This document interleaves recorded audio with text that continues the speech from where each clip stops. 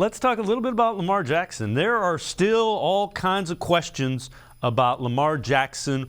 Will he still be a Raven due to that contract holdout? And also, how Deshaun Watson's contract affected that. This is the ESPN crew on Get Up this morning. I can kind of see his point, right? I mean, like, Deshaun Watson's never been MVP. Mm-hmm. Lamar Jackson, have never caused any issues off the field. What do you think? No, I think Tim makes some reasoned arguments for a franchise.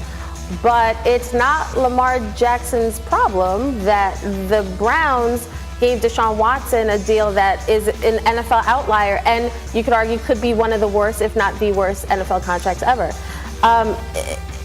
Lamar Jackson, his resume, he's done more than Deshaun Watson.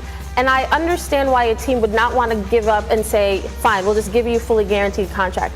The problem that I see is a lot of teams feel like it's too much. I don't want to do that. We can find a quarterback elsewhere. But then at the end of the season, it's always the teams that have very good quarterbacks that have a chance to win the Super Bowl. And the price of QBs is going to keep going up and up and up. At some point, somebody else besides Deshaun Watson is going to get a fully guaranteed contract. Jibo, she just argued the reason why you give Deshaun Watson that contract, because price of quarterbacks is going up. The only teams that are playing at the end of the year are ones with elite quarterbacks, which is why the Browns went out and did that. And by the time his 5 years are up, there's gonna be like 5 or 6 contracts that are like Deshaun Watson's. The Browns were ahead of it. You know, she was brilliant.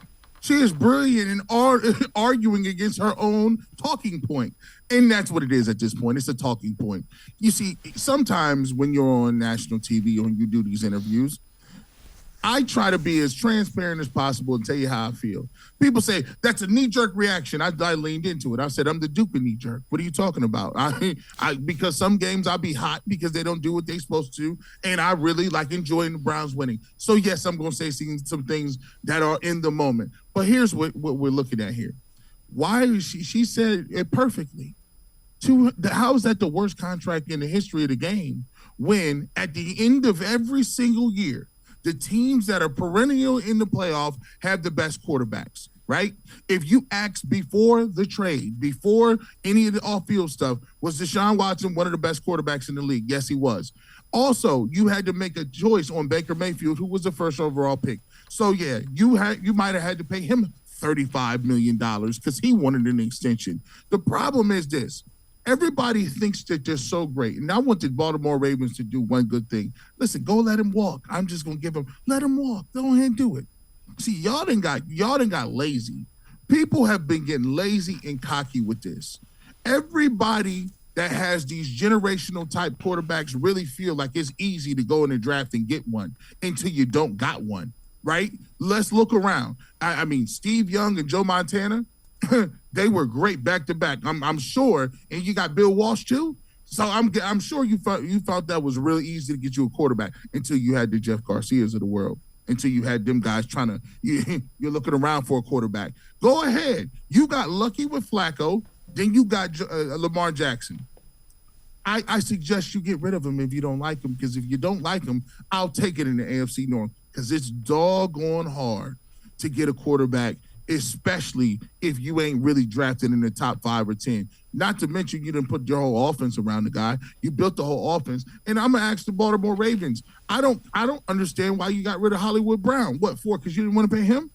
I'm confused. You have Lamar Jackson. You don't want him to run that much. But then again, you don't give him receivers so he doesn't have to run that much. I'm confused at what you're doing.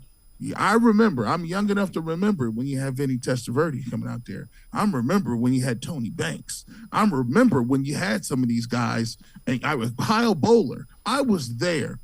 Go ahead and get cocky. It's easy to say, oh, we could go get another one until you can't find another one. And I'm waiting for the Pittsburgh Steelers to have that happen too. Big Ben is gone. I guess. I'm just going to say it's harder. It's harder than people want to let on, and the Browns did exactly what they were supposed to do. If you ain't got the dude, you better move and find heaven and earth, move heaven and earth to get him. And when you got him, put talent around him, and then you may be lucky enough to be in the mention with Mahomes and Burrow and Allen, because you got to beat 2 or 3 to go to the playoffs and go to the Super Bowl anyway. I don't think these people realize that.